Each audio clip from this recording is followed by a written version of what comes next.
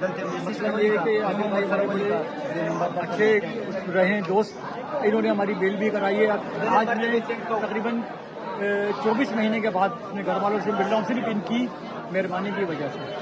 अल्लाह ताला इनको और इज्जत दे। हमारे बड़े अच्छे मुखलिस हैं भाई ये, और वकीलों की तरह नहीं है भाई। अल्लाह ताला इसको कामयाबी दे, अल्लाह ताला इनको सेहत दे।